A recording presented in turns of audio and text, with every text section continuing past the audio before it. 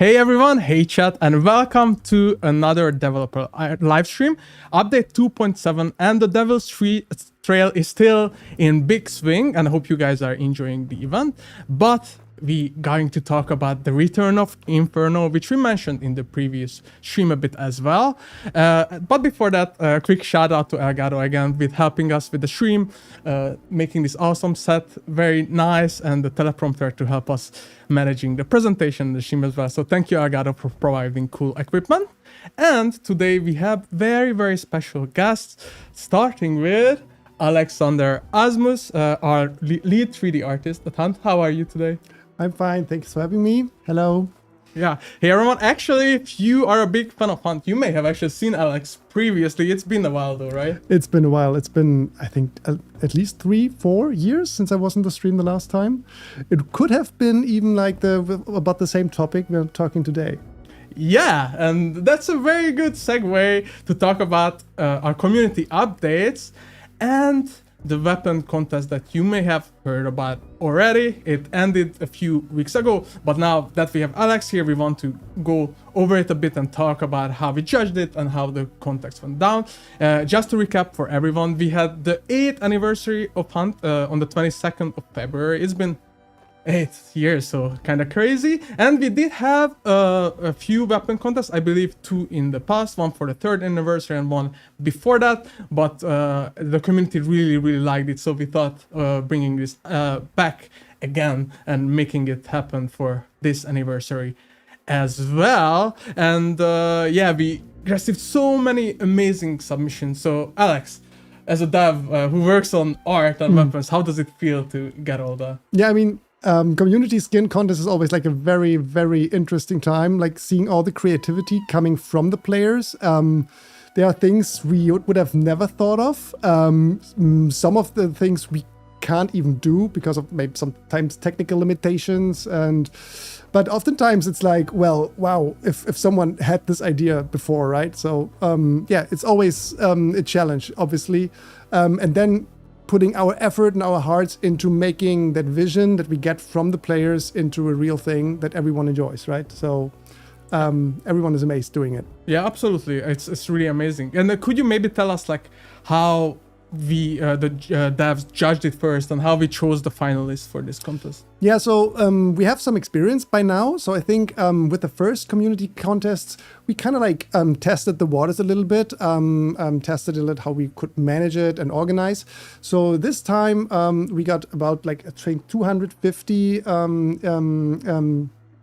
concepts in, and then we formed a group consisting of different departments like narrative, and the lead concept artist was there, marketing people, everyone who has basically is a stakeholder in the vision of the game and tries to keep Hunt what it is and what you love. And then we got to choose, each of us, 10 concepts from this whole group, all the submissions, and then obviously we put them in a kind of like a short list, so 80 concepts something, and they were all obviously doubles, right? And that basically determined the top ranked concepts, and the top 6 of them, that's the concepts you guys voted on. Yeah, exactly. So we had a vote up on our website, and you guys actually chose the winner based on that. And if you didn't know it already, this skin will actually make it into the game. If you already know who won, of course it was announced previously, then you already know, but if you haven't, then this is a good chance to catch up on. So let's take a look at the final 6 first of all from the contest that we chose. Luckily it came out to have one skin in each of the weapon families that were there, because this was actually not predetermined. So as Alex said, we just each of the members of the committee in-house voted for some, and then somehow it came out that each one of the 6 different weapons had one entry, so it was kind of perfect. Yeah, would have been a shame if not, right? Like just not having, like, neglecting one of the weapons entirely. Yeah, I think we were really happy. But I think there were some, I mean, I don't know the numbers anymore, if there were some weapons with more submissions than others. It wasn't entirely balanced. But that might just be from the meta of the game. That just some weapons are more popular than others. Yeah, definitely. No, like, yeah, some weapons are like a lot, some fewer, but like luckily again, the votes came out to have one of each category, which was awesome. So why don't we take a look at all the runners up one by one and talk about them a bit from your perspective as well. So first we have Squats, Slot, and Ironclads. Sorry if I butcher any of the names. The weapon and artist names can be quite difficult, but yeah, and of course this is for the Spectre bayonet. Yeah. I think this is a great one. Like, this was definitely on my short list from the beginning on. So what everyone really liked about this one is that it has a super strong change in silhouette. I mean, usually our Spectre bayonet skins have a very clearly visible bayonet, and now we have this like cover, like this iron cover, sitting on the tip of the gun. And also this kind of like demented look of weld seams across the gun, and this super makeshifty look. This is just really huntified weapon.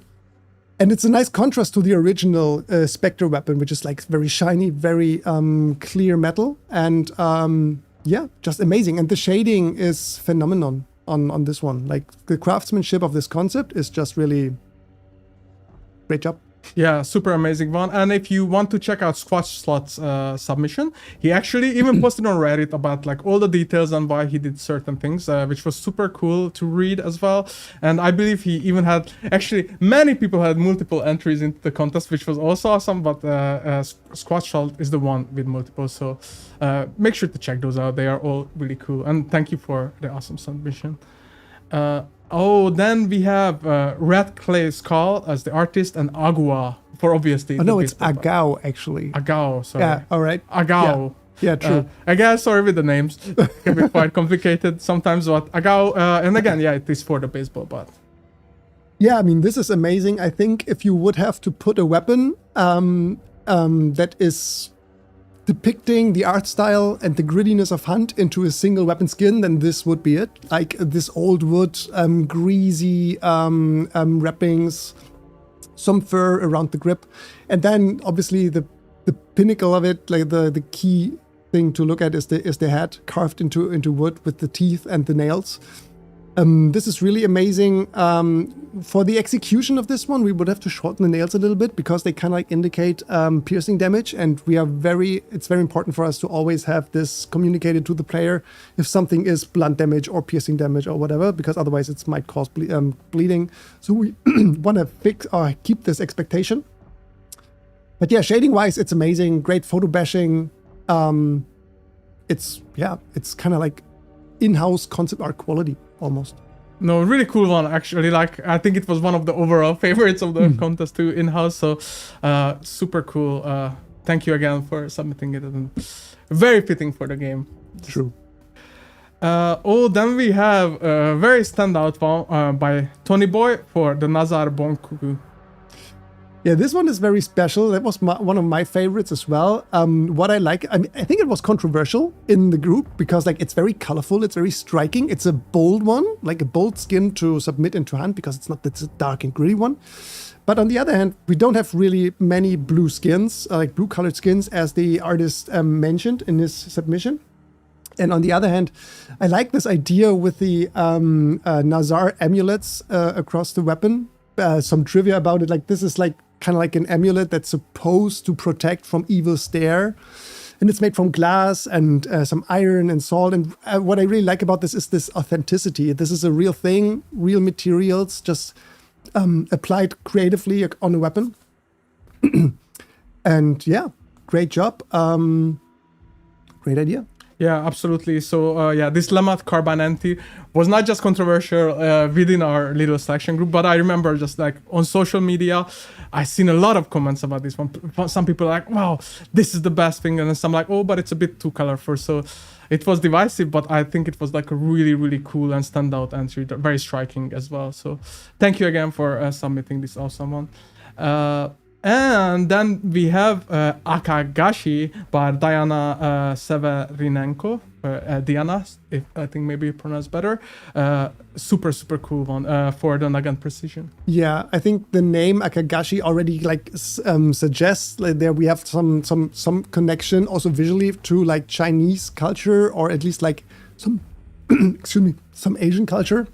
So we have this red ribbon, and then obviously a dragon, very nicely detailed, very nicely drawn, and then we paid if you zoom in onto the submitted concept, is like these line drawings that the artist made are just phenomenal, and yeah, outstanding work overall.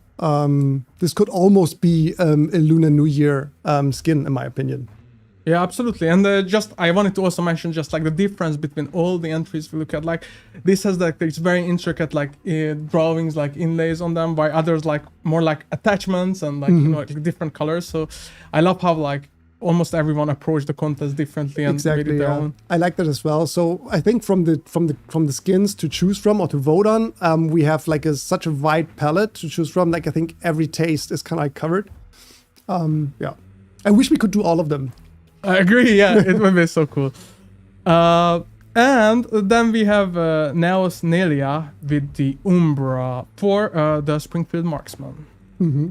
Yeah, what I like about this one is the very limited color palette. So it's only like 2 tones, 2 materials. Like we have the wood and then the intricate iron works around it. So these like intricate details, they are a bit like gothic. I mean, we already have some skins with a similar style, and they are very popular amongst players. So, bit surprised that this didn't win, but actually, yeah, it's great. It shows that limited color palettes and also like the differentiation between clean space and then high detail areas just always works. This is like a concept we always go for when we do art. It's like, okay, how do we guide the player's eye and how do we not overload everything with details? Because if everything is detailed, then nothing really matters. But this is nicely presented and nicely balanced overall. Yeah, absolutely. Since you mentioned some of your favorite, this was definitely one of mine. It's like really fitting to my style personally and like weapons alive. So I really love this one. And since you we talked about like the voting and stuff, I can already say that like you're surprised not this one won, right? The votes were so close between some of the skins at the end, like it was coming down to like a few hundred votes. So the community was like super active. We received a lot of votes, and it was by the tiniest of margins to choose the winner. So it was very close, but at the end we did crown a winner. The winner is? Exactly, and it's by Darius, and it's called The Maiden's Embrace for the Berthieri Post. Mm-hmm. Yeah, this one is cool.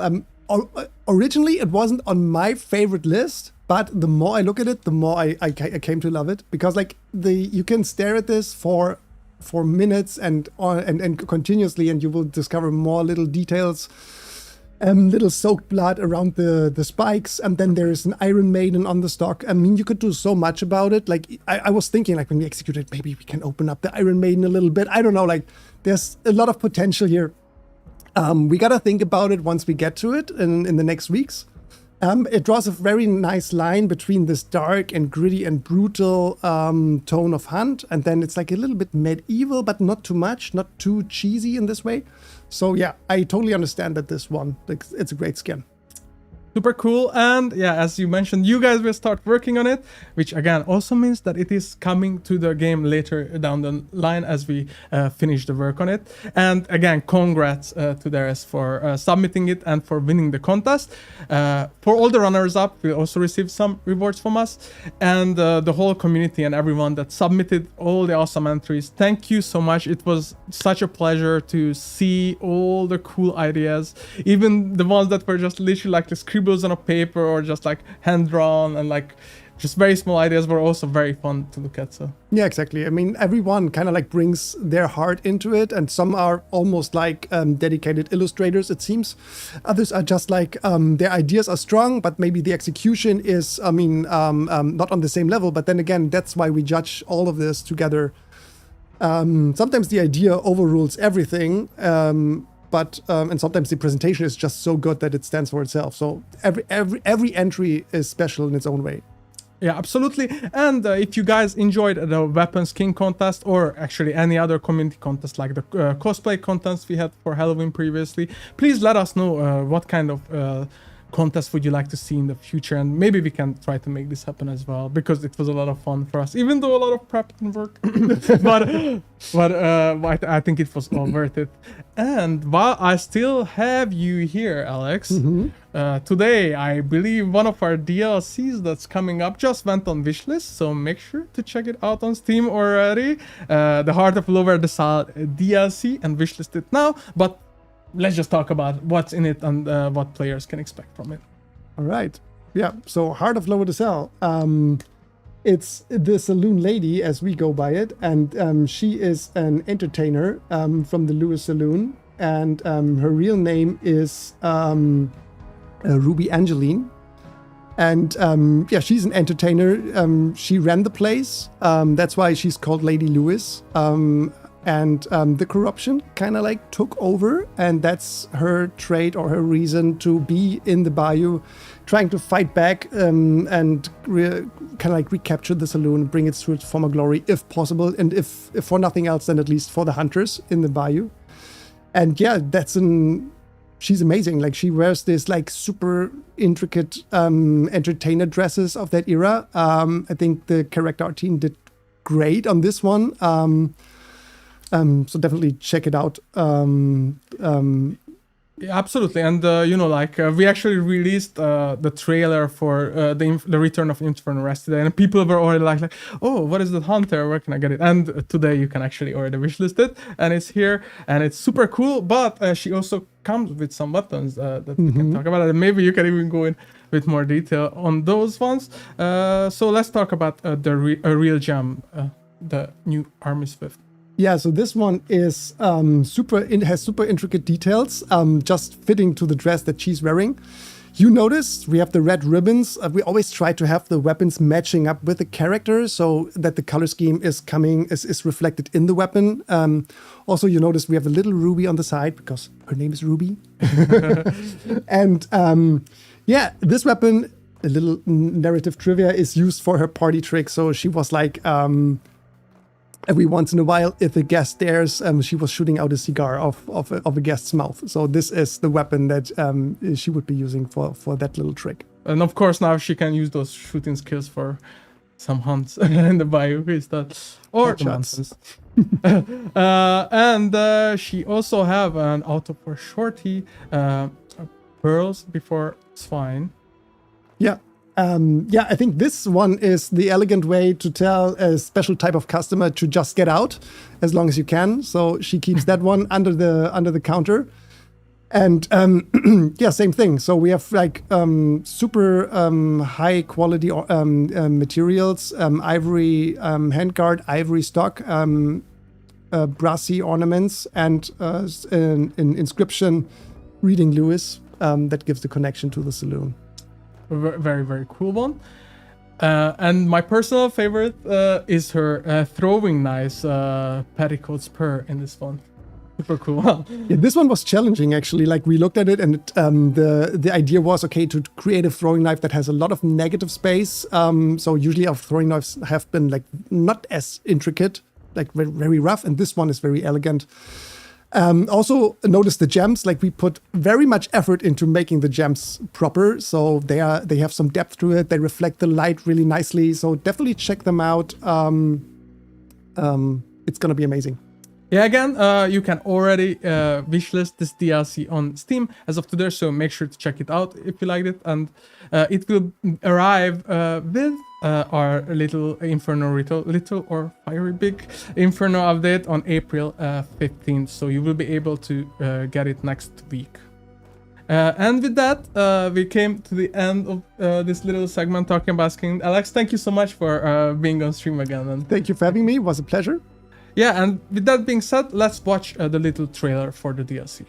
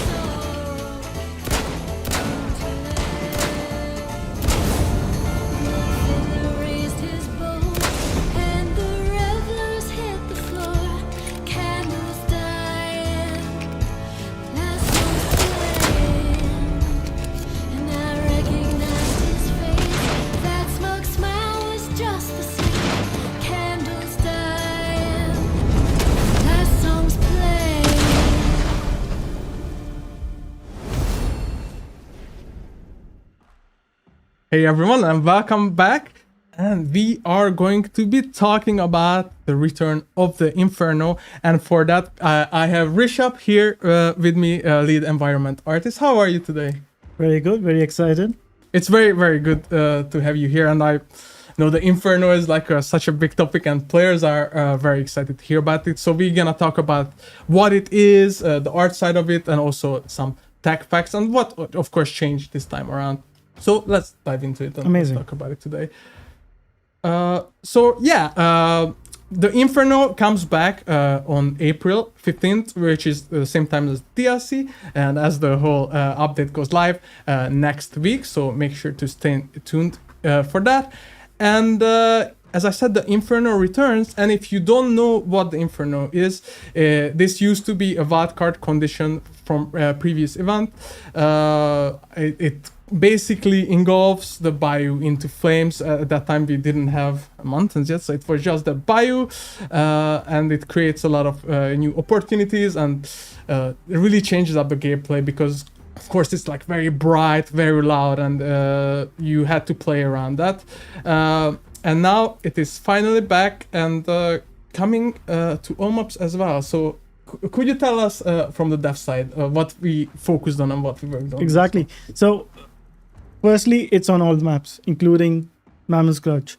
And obviously, it was a lot of work for us, but very exciting work. The main thing is the focus is not only visuals. As always, with every event, everything which we work, we have focus also on the gameplay and all the different aspects. And that's what you are going to see on Inferno. Different choke points, different ways of approaching, and that gives player freshness, not only for new players, for older players, and that's what we always target, right? And so we are transforming the entire maps, and it's just not small pockets, a lot of areas. Yeah, absolutely. And as you said, it's, of course, old players may have experienced the new version of this, but we basically overhauled it completely, and it got not just completely new tech side, but art side too. So why don't we talk about the art a bit and what changed on that side? Amazing. So imagine, right? Like as a player, you start the session, and first you see is a big mood and atmosphere change. Now, we have always taken into account all of your feedbacks, what community wants, and the visibility is not getting affected by the mood and atmosphere, because that is one thing which we were very cautious about. So you go in, you see the atmosphere, you see the silhouettes of smoke, and then you go towards the smoke, you see fire, and then that transition, that's what we worked on. And you enter the space, and as soon as you enter the space, things change. You are suddenly surrounded by a big cloud of smoke. It's a bit dark inside, not a bit, quite dark inside, and that's where the contrast came in. So this day of time of day that let us give us contrast. It let us also change a lot as soon as we were inside, and as I mentioned, right, like that's what we were targeting. And one very important thing to mention here is as well that it used to be in nighttime, but now we are using a different time of day for this. Yeah, exactly. And again, feedbacks, right? That's why it matters a lot to us. We knew, and we also felt as art team that this feedback we need to take into consideration. Plus, we were having more fun. You enter, and the mood changes. The VFX comes into the play. It's not, everything is reactive, and audio, another big factor, right? And that's what was our target. Yeah, absolutely. And while we are talking about the art side of it, why don't we take a look at a video of it as well, so you guys actually see it in Mammoth's Gulch and in the new time of day. Amazing. And that's what I was mentioning, right? So you can see the contrast right now. You see the smoke pillars, you see the fire, but also you see the sky around. You enter, and that's a lovely ground. And the thing is, also a big change, I would say, our AI is smarter, and which is cool. AI is getting smart, but yes, ours is as well. And that's where it's not spawning inside the fire. and it becomes more realistic, right? And the audio has been taken care of, VFX is getting taken care of. You see those fire particles more intensify as soon as you are inside that volume, and it's a really good experience. No, it just absolutely looks breathtaking and like beautiful as well. And of course, it's not just the visual and the direction that changed here, but we also had a lot of changes on the tech side of things. So could you talk about that a bit? Yes, that's the most exciting part for an artist, believe it or not. But it's and that's what we feed on, right? Like all the teams work together to make the product, and we want to future-proof things as well. And that's where we came up with this terrain technology, and in which, imagine you are having these volumes in which you can change the terrain. You can paint it up and down. You can also remove the trees. You can add the trees. You can change the biome, which was not possible before. And that's a big change for us. What it also allows us is getting rid of unwanted geometry and helping the performance. Obviously, you can imagine with the amount of fire, amount of particles, performance is one of the things that we also tried to make sure that it was good. And this all helps. This also future-proofs, as I was mentioning, next events, and you'll see more of it used. Yeah, this technology opens up new ways to play with. 100%. Really cool to hear. So just to sum up, like again, what we did exactly. Yeah, it's a collaborative effort, right? Like between art, audio, and tech teams, and we have weekly calls, literally talking about updates and how we can feed from each other's energy. And it's amazing how we brought everything together in Inferno. Fire placement is just not a visual thing. It affects the gameplay, and that's what we were targeting. It creates new paths, encounters, and player decisions. So you need to think differently, act differently, and it's just elevates the both visual and gameplay depth. Yeah, it sounds awesome. And as always, we would love to hear more community feedback from you guys as well as this comes to the game. As Rishabh mentioned, we already incorporated a lot from previous feedback from the wildcard condition we used to have into this one. So it should have a lot of it inside of it, and you may feel better with it, but it is very important to hear what you think and what we can improve in the future as well. And with that, I think we talked about the return of Inferno. And Rishabh, it was such a pleasure having you on the stream as well. It was mine. Thank you so much. Yeah, thank you. And after we take a look at the trailer for the event and the return of Inferno, we will be back with another special guest.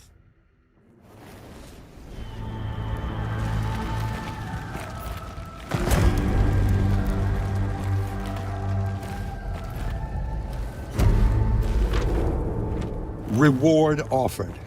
2 military scouts got farther than expected into the incursion, suspected to be compromised. Seek and eliminate.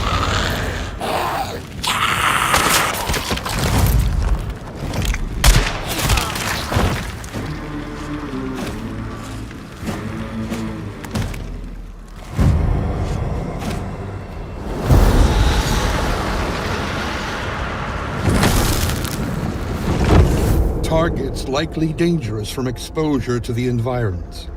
Track immediately. Neutralize without mercy. Report kills only. No intelligence should leave the area.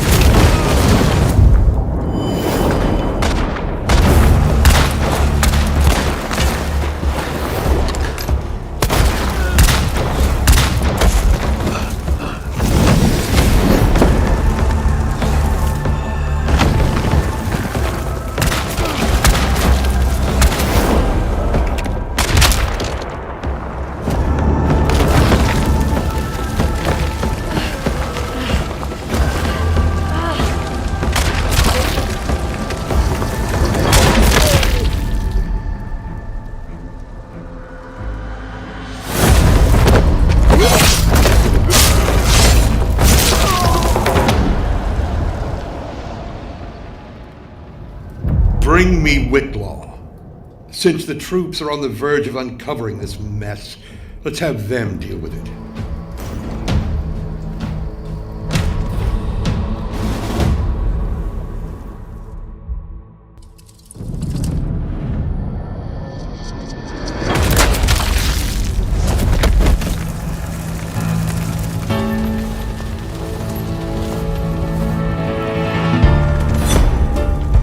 Well, ain't that a warm welcome?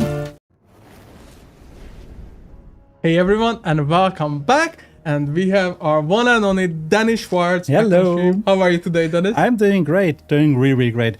First off, let me congratulate the winner. Really, really awesome stuff. And everybody on the runner-ups, amazing work as always. So really, really happy.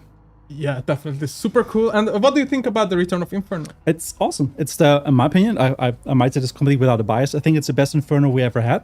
It's really amazing. I really like some of the changes we've been doing, and just you notice it in a lot of little details, like besides like just the cleanup, the new technology pieces we have in there, but also things like that the grunts don't run into the big fire anymore. Like it's a different experience. It's a bit more polished overall, and I think that's really, really cool and shows. But of course, it's not just the Inferno that returns, but we have some gameplay changes coming as well. So why don't we talk about those that's as it. well a bit?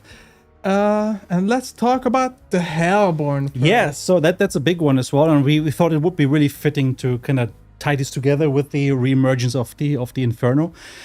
So far, the Hellborn was always just on Mammon's Gulch. I think we had like a total of 12 locations you could spawn at, etc. Right? Like, so we added a couple more over time, but yeah, it was kind of a bit too close and too small, and that thing wanted to get out. So we allowed it, and now we have Hellborn on all of the maps. And what that means is that during the Inferno, during this monthly beat we're doing now, this new cool activity, when the Inferno is back, we also have the Hellborn always appear in the Inferno. So whenever you come into an Inferno map, there's guaranteed to be a Hellborn there. And because it can be on all of the maps now, doesn't matter what map you're on with the Inferno, the Hellborn is going to be there. That's a change we're doing now for this initial release of Inferno, like when it's coming back. We will probably trickle this down a little bit further as the beats continue. It changes up, but it means initially that you won't have any two bounty target missions, two boss target missions in the Inferno, because one spot is always taken by the Hellborn, of course. In general, we also kind of use this now as a high threat piece, right? Like where this thing is just always there. And I think it's going to be super interesting for you guys to experience just like not only the new Inferno, seeing it for the first time on Mammon's Gulch, see the changes, but also like having to expect that Hellborn is going to be around the next corner as you kind of go through. So I think this will be very exciting. And we also made some small adjustments to So this is changes we've already been doing or already done like in the last updates, like leading up to this now, like with 2.7 and partially even the hotfix. And in general, what we've done is make the Hellborn just a little bit more resistant to explosives. It's not a big change, just a little bit that kind of feels all right. Can I assume that lava things can absorb some of the energy. But also on the other hand, we made it a bit weaker, for example, the water bottles and these type of effects. So just play with the elements a little bit more, try things out. And it should feel very much still similar to what was before. Don't expect major changes. And you probably already experienced it anyways. But it should be a bit more polished and a bit nicer. Yeah, and in addition to that, we made a guaranteed trade drop. So this is the thing that we have now for all of the wild targets. Like for a while, like the same for Roger, that they always drop a trade, and then obviously for the Hellborn, it's always a burn trade that fits Makes thematically. sense. Like the only one that we excluded was Necromancer. There was a change we did, kind of like reducing that because it felt like it was not so much of a reward compared to the others. But yeah, you can get Death Cheat, you can get Relentless, Rampage, or Remedy, like the big 3 Rs. Like all of those are there and drop. Just keep in mind with the 2.7 changes. First come, first serve. The moment you start interacting with those trades, anyone who might be writing in the background, just waiting for you to move on, they might not find the trade anymore because they do disappear after 90 seconds after the first interaction. Absolutely. And now that we have this Hellborn and the Inferno, what better way to find it than a firefighter supply location? Yeah, so this is like a new supply point that we're adding, and for now this is going to be exclusive just to the Inferno. So just like the Hellborn, you will only find it in this beat at the Inferno during the Inferno. And it's a new like a new location. It kind of fits thematically. I think of it like an overrun firefighter camp where they try to kind of like stop the fire from spreading. They had to give up that on that position. And you can find some really cool stuff there as well. So in terms of rewards, we have tarot cards. We have like event specific equipment. You have trades, and also you can find a pledge box where you can unlock the flame rifle as well. So there's another way for you to get new instances of the flame rifle. So fighting fire with fire. If you know a bit about firefighting, sometimes just denying the fuel but just burning things down, etc., is a way to combat larger fires. So they had one of those things along for that purpose, but they had to leave it behind. Now you can grab it for 1 pledge mark. It's all yours. And so new instances of that. There's also a guaranteed unsealed scarce or burn trade there, which means first come, first serve again. You can just pick that one up, and it can be anything, again, from Death Cheat to Berserker to something else. So it's really down to what you're lucky to find there. And actually, since we haven't looked at the Hellborn yet, we did prepare a video for it. So let's take a look at that before we look at the supply. Yeah, you can see like the dude now appearing. Obviously, kind of framed it a little bit. Some of the burned locations from the old maps obviously lean themselves very nicely to it, but there's a lot of different locations. I think we have 21 new locations on the other 3 maps now combined. So it's quite a bit about where exactly they are. You can either take from the trailer or some behind. Because again, we want you to find those ideally as you run through the Inferno and see that all emerge. So really, really cool stuff. Every map got some new locations, and then we have the existing 12 ones on Mammoth's Gulch as well. And it's just so cinematic as well to find the Hellborn in the Inferno. Yeah, and obviously water bottle time, do some damage with them, and make sure you grab your trade at the very end. Poor guy. And the water bottle. So why don't we take a look at the firefighter supplies as well? Yes. And all the water bottles are. So you can see like they're usually located also very much like in and around the fires. Which is pretty cool, like moving around them. It's technically a supply point, so you find some of the basics there, but you do have the unsealed trade you can get. You have the draw cards, which I think is the Devil and the Sun that will always spawn there. And then you have your sealed weapon box, which will always have the flame rifle in for 1 pledge mark. You can unlock that one and then take it out. Get a couple more instances in your arsenal with this. So over a very nice location, some good stuff there. And yeah, you have some guaranteed water bottles there, of course, as well, which are, after all, fire extinguishing bottles. Yeah, and actually now that we see the flame rifle, could you just recap what changes we made to it? Because maybe some people didn't have any more left of that, so now they can pick it up again. Sure thing. Like, so in the update 2.7, we also did some changes to the flame rifle from lessons learned from the initial release we had before in 2.6. And what we've been doing there is we extended the capacity of the fuel tank just a little bit, so you can have a bit stronger, longer bursts of flame, a bit more longer blazing there. However, some of the AI was a bit like toned down. They still usually melt very fast, like especially the basics, but even like something like a meathead, you can still probably melt, but you might take like half a second or so longer, but you now have like also half a second to a second longer of a burst, so it kind of batches out. It just feels a bit better that way, and overall you can do a little bit more with the weapon, especially like setting things on fire and spraying around. Perfect to fight fire with fire, yeah. Exactly. We also we made a bigger change to the UI in 2.7, and recently we on community request we received a lot of feedback about that, and we already made some changes. Yeah, this is like an ongoing like dialogue with you guys, of course. But like one thing that you made clear is like you don't like how we can access the loadouts directly, so we kind of brought back some of the pieces there, put in the X button again for PC. That is the X button. I used like I think the shoulder button on controller to access them directly, and they now have its own fixed space also on the little paper doll, like on top of the equipment.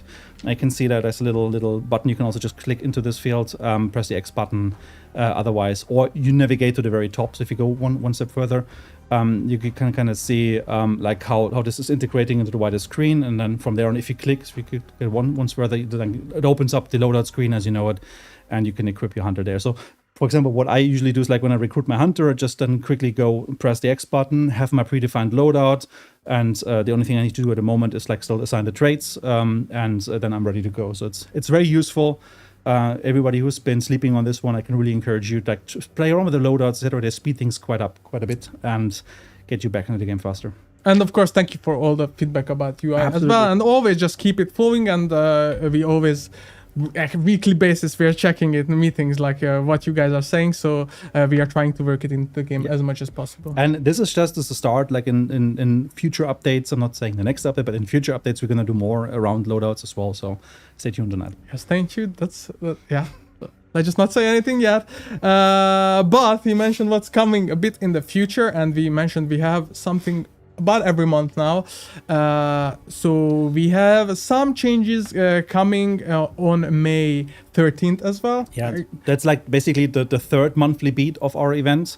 So we, as we mentioned, like in the initial 2.7 dev stream, like every month we want to give you something cool and new, like some new activity. Like Inferno is the next one now. Basically, the second beat we have, like the second cool activity with Inferno Returns. And then in May 13th, we have the third cool new beat with new cool things for you guys. Exactly, and just to give you a little peek about that, what are we doing here, Dennis? So in general, we are bringing back some of the previous content that you guys liked. So it's also like a bit of a community request. And we plan on having a bi-weekly content rotation. And one of the things included there is the circus. So some pieces coming back. So expect to be able to see some circus clowns maybe around. Gonna be a lot of fun. But we're also introducing the Legacy Chronicles. Yeah, so Legacy Chronicles is like a new thing that we're trying to do. The first one is called Beware the Shadow. There might be a Q in the like in the name here.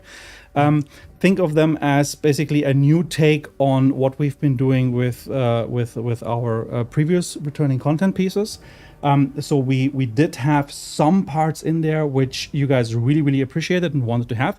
However, they think of them as like a new package, a new way of experiencing some of that content. So there's going to be something in there also for existing players, like some of the veterans out there who have everything, like they still get something new. So this is a bit similar to what we've had on the Legends Return. That was the word I was looking for. When we kind of brought like different re-envisioned content pieces back. Now this is, however, a package where it's a mix of that, but also you find some player profile customization pieces in there, some charms, etc. So think of it as a new package, but it's kind of celebrating some of the content you guys really wanted to see returned, and that's our way of offering that. Yeah, and this has been actually a huge community request, and we did receive a lot of positive feedbacks on the story challenge as well.